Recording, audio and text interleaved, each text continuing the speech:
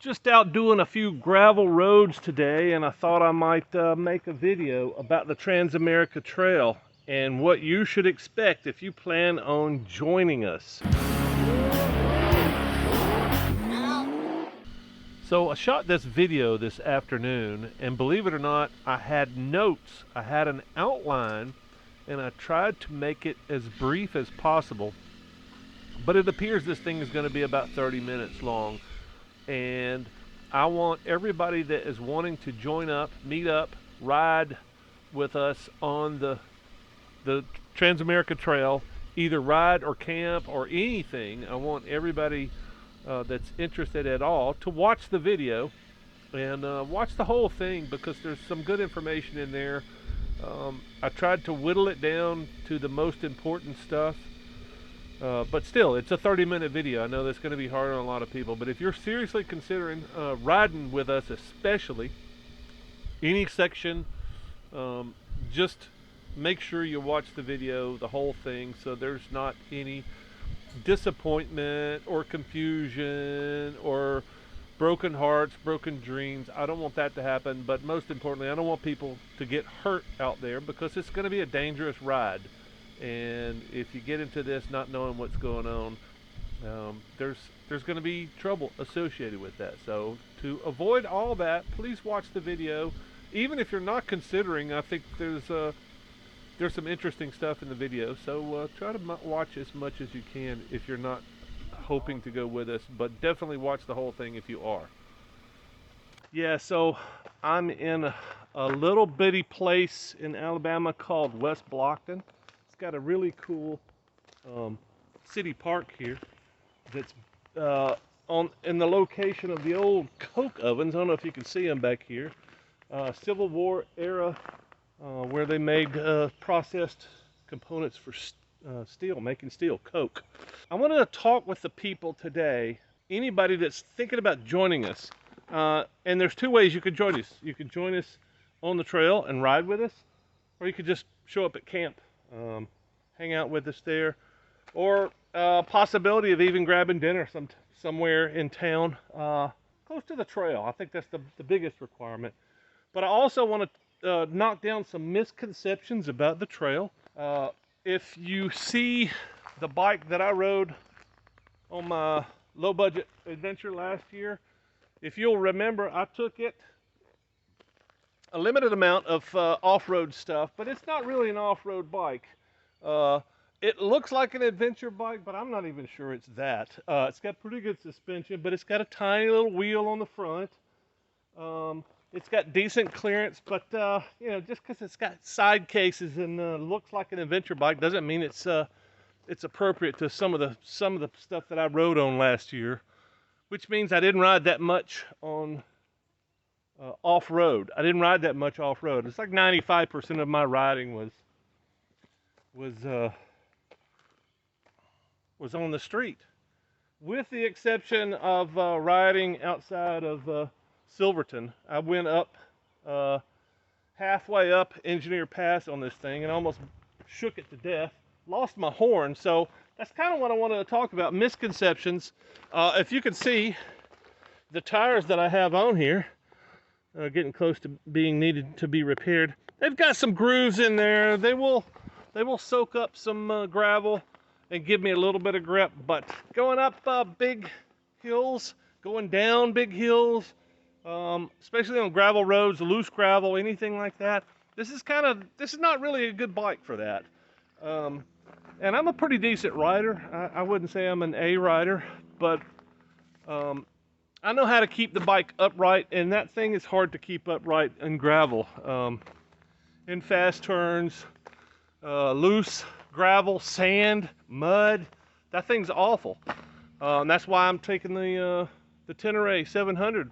I'm riding Richard's bike, one of his bikes, but I wanted to make sure that we talk about that today and talk about the options for anybody that wants to join us. There's going to be a lot of self-assessment for folks that want to join us. I'm not telling anybody you can't come. Just be aware that there's going to be some things that might get you in trouble, and that's what I want to talk about today. But I want to ride, so let's go ride. Let's talk about gravel real quick. Since we're going down a little section of it right here, I think it might be appropriate.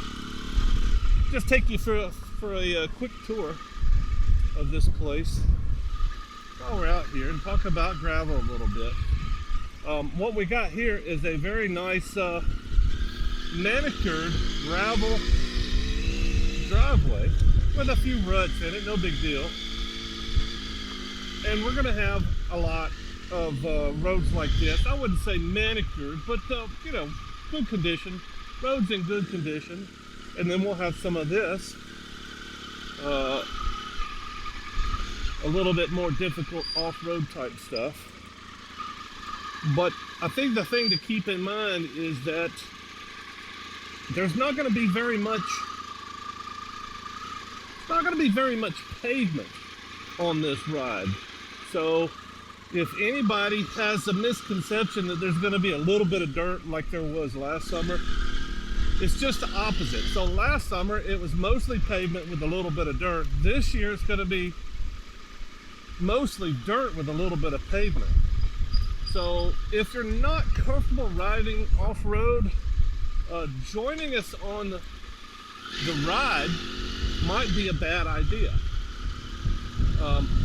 If you've got some experience riding off-road and you want to improve it, and you've got decent tires and maybe some you got some decent gear to ride in, so that way if you fall off your bike, which there's a good chance everybody that joins us is going to fall off their bike. It's a good chance. That's the difference between riding in the dirt off-road and riding on the street. A street crash, or a crash on the street, typically ruins people's days. And I've been on enough rides on the street and the dirt and rides by myself. I've been on enough rides to know that crashing on a motorcycle trip can not only ruin your day, it can ruin your life. So, but the good news is with the ride equipment, like I'm wearing pretty good gear today. If I went down on my motorcycle today in the dirt, if I didn't break my bike, our odds are really good that I could get back up, get on my bike and go home. Odds are really good that I'll probably be bruised and banged up, but I'm probably not going to suffer any serious injuries, lacerations, unless I hit something. So bouncing down the gravel road is not that big of a deal. When you come off in the street, typically the speeds are a little bit higher, and if you're not wearing really good gear on the street, you're going to skin yourself up until you hit something. And that's the big thing on street riding is you really don't want to hit anything. Crashing in the dirt is much safer than crashing on the street if you're wearing good gear, as a rule. But crashing in the dirt is much more common than on the street. And for an example, I've been riding for almost 50 years, 40 something years. I've been riding since I was a child. And I think the last time I crashed on the street now, not in a parking lot, not raced, the last time I crashed on the street, I think I was 18 or 19. With that said, it's been a long time since I crashed my motorcycle on the street. But I crash quite a good bit in the dirt. And I'm not proud of it. It just happens. The roads are unpredictable. And let's see if I can get off here on the left. Let's see how far down this gravel road I can go. This is all wildlife refuge. And this is a gravel road, and there's all kinds of people going down the road that I wanted to go down. But let's go see. Let's see how far down I can go on this. And this is a little bit probably more along the lines of what you might expect on the Trans-America Trail, which is why I'm going so slow. If I was on a good knobby tired motorcycle, I'd probably be doing 2 or 3 times as fast. Whoa, and it's kind of greasy in here too. It's it's so greasy. In fact, I may just turn around. I don't want to crash on something I really don't want to go to.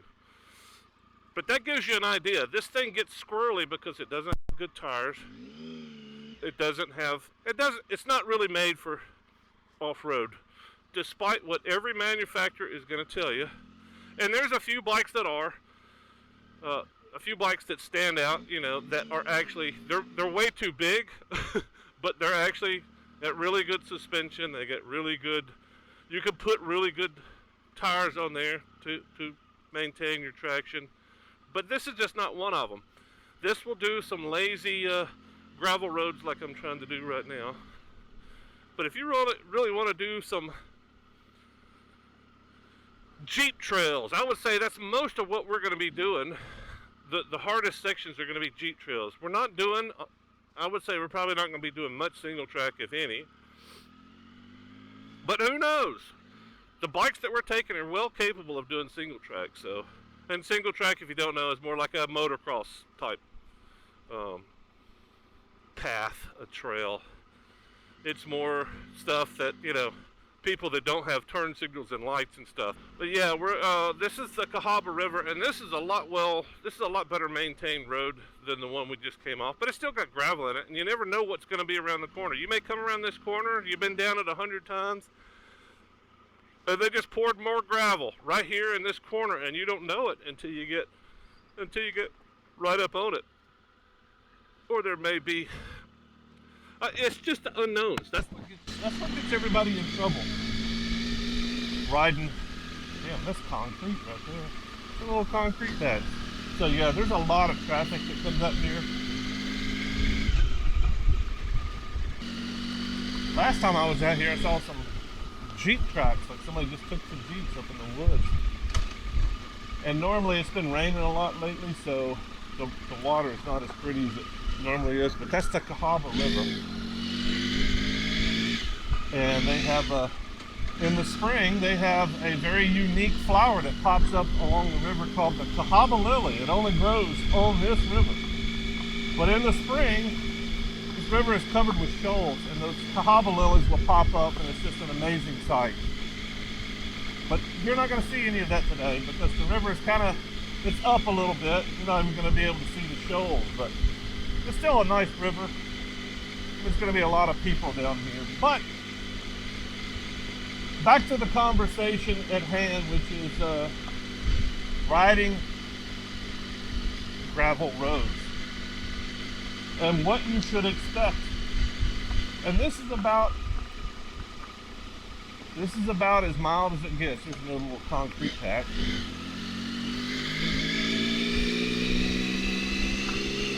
Yeah, this will be about as mild as the road gets, but also there's going to be some paved sections. I just don't want people showing up on a Harley and expecting to do, you know, a couple of miles of dirt and then get back on the pavement, because that's going to be more rare than you think. So I'm trying to do what I like to do when I see trouble on the horizon. I call it managing expectations. And I've been on plenty of group rides on the street and in the dirt, and I know that it happens. There's kind of what it looks like. Just imagine some big white lilies popping up out of that group of flowers over there. Anyway, yeah, we're a couple of months past the bloom anyway. But yeah, like I said, many group rides, I've been on many group rides, and I've seen a few disasters when people show up not knowing what the ride is going to be all about. And most of the time, street rides is not that big of a deal. You can show up on pretty much any bike you want and go at your own pace. Typically, at least the rides that I've led, you know, I tell people, hey, don't worry about trying to keep up.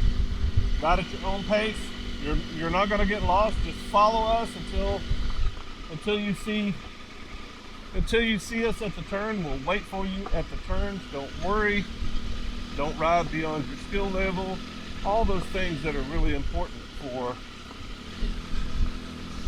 for maintaining some type of safety. I mean, riding a motorcycle is a dangerous business anyway, and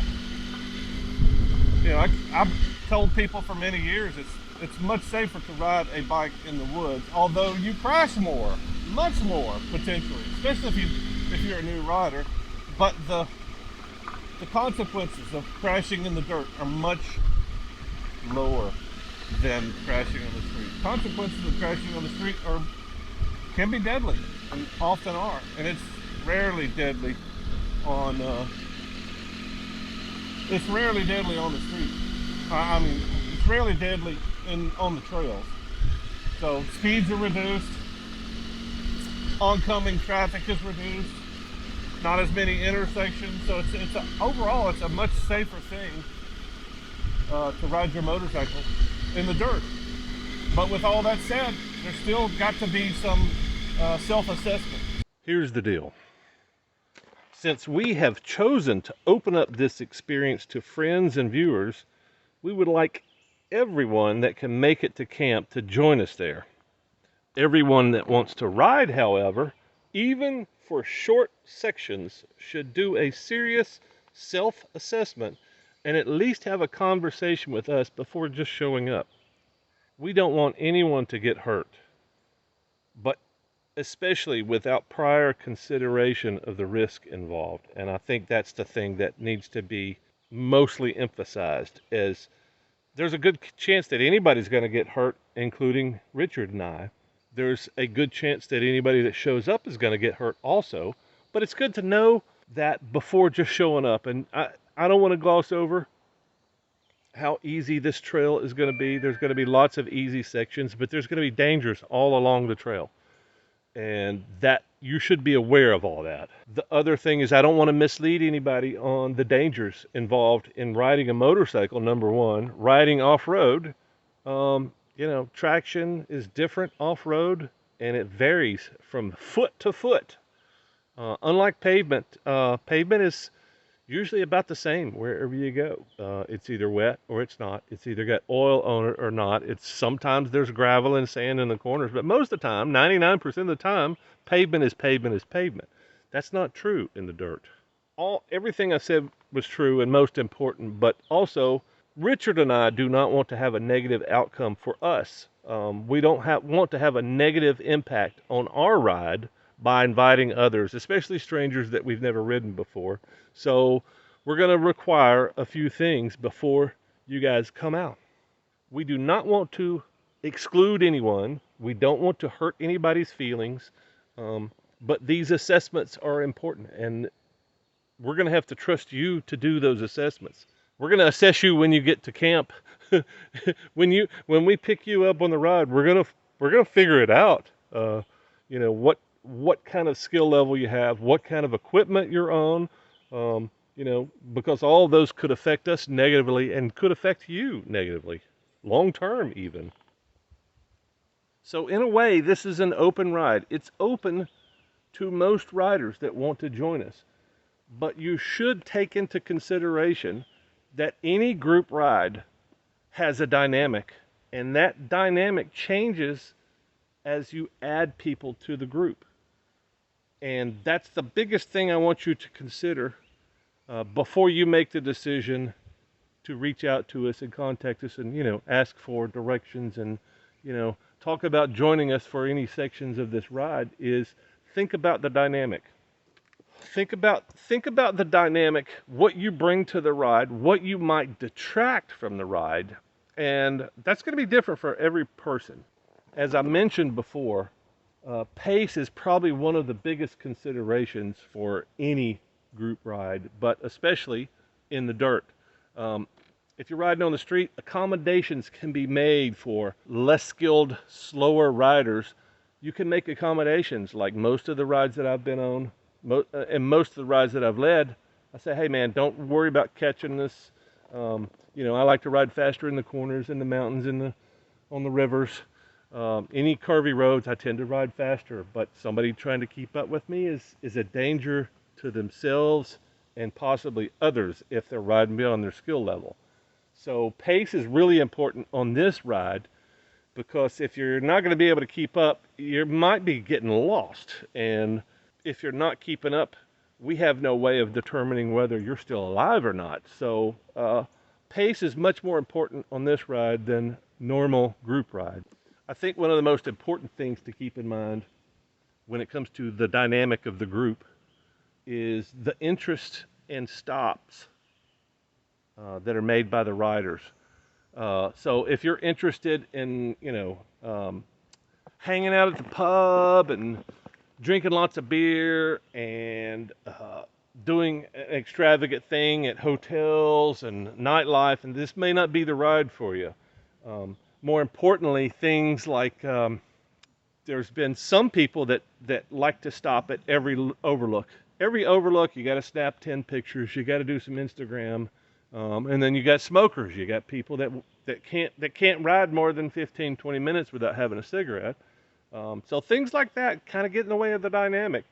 I'm not saying that those are prohibited, and I'm going to stop and take video. I'm going to stop like I'm stopping right now. We're shooting video here. I'm going to put a drone up. I think Richard's mostly okay with it, but at some point he may go, man, we're going too slow. We're taking too many stops.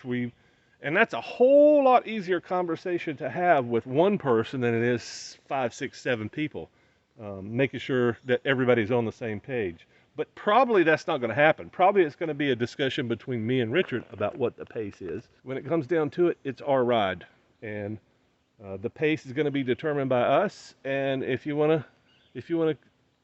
can continue at the pace that we're riding at, then you're more than welcome to stay with us as long as nothing else interferes. But those are two of the big things that I can think of as far as getting in the way of the dynamic of the ride. I think that's important to talk about. So let's talk about the risk of riding on the Transamerica Trail. Just like riding any off-road sections anywhere, depending on where you're at, depending on if it's going across mountains or deserts or anything like that, riding off-road has its risk. One of the big ones, especially out towards the desert, is getting lost. You can't find your way out. Yeah, that's a big risk, especially if you're in the wilderness. If you get lost, you have no resources, you run out of water. There may not be any cell phone service. You may not be able to get out easily, so that's a concern. Crashing your bike and getting hurt is a very big concern for both Richard and I both. Not only us crashing, odds are really good that we're both going to drop the bike many times. Hopefully we don't crash. If we do, hopefully we won't be going very fast.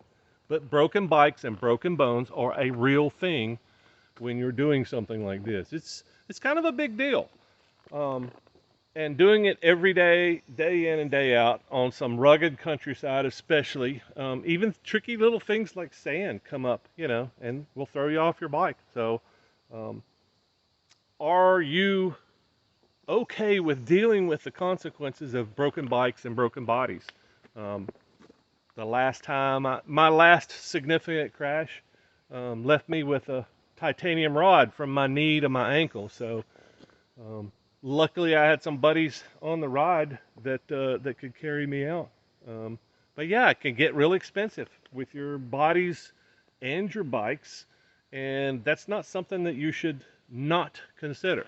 Logistics of evacuating your bike, your body, all those things, those can affect not only you, but the other people in the group, especially Richard and I. How much responsibility do you want to put on us for evacuating you, especially if you're not prepared, especially if you don't have that much experience? It may take us a couple of days to get your body and your bike out of that ravine, especially on the dynamic. We'll get you out. If you're riding with us, we'll get you out, but just consider that. And of course, you got to think about the long-term effects of crashing your motorcycle on your body. I'm still limping from the crash I had almost a decade ago. So it's affected my health.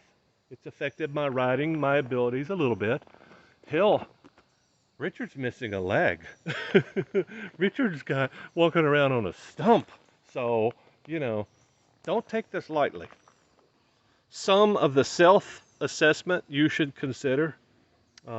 You just saw the video, hopefully you saw the video of my self-assessment of my obesity and lack of strength, my general lack of fitness. I admitted to that. But at least I am aware of it, and I let you guys know of that. Also, assess your skill level and your experience. How long have you been riding in the dirt? What kind of experiences have you had? Have you spent a day or two riding in the dirt? If you haven't, you might want to reconsider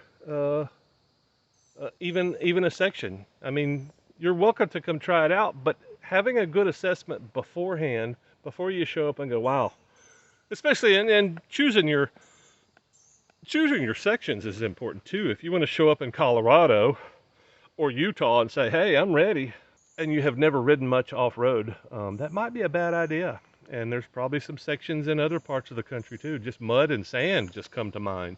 And there are mountains in Arkansas. So maybe if you haven't done a lot of off-road, but you're comfortable in the sand and the gravel, maybe Oklahoma is your section. I don't know.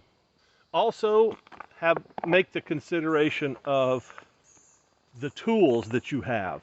And I'm not saying the tools that you do to repair. I'm talking about your motorcycle, your gear, the stuff that's going to protect you when you fall. And money. How much money have you got? Have you got enough money to get yourself and your bike home if something goes wrong? You know, there's all these things that nobody thinks about, is things that you should be assessing yourself right now when you're thinking about coming and meeting with us. Don't come out there and let us give you the bad news. You don't have the right tires. Your bike's too heavy, it's too big, it's not going to make this section. Don't let us, I mean, discuss it beforehand. If you're thinking about joining us, you know, give us that information. What kind of tools do you have at your disposal? A couple more things you might want to consider. Do you have the time? Can you commit to the time that it needs to get there and back? And do you have any kind of a plan? Do you have a plan? A backup plan? What happens when things go wrong? And if you want to discuss that, let's discuss it. But I think just coming off half-cocked, I admire your sand. Yeah, I admire your sand, but I believe you will find I'm not liable for such claims. I admire your sense of adventure, but you know, odds are that's going to get most people in trouble. So just kind of wanted to give you some perspective, some things to think about if you're thinking about joining us. If you're coming to camp with us, as long as you're not Cousin Eddie, pulling up there in an RV. Shitter was full!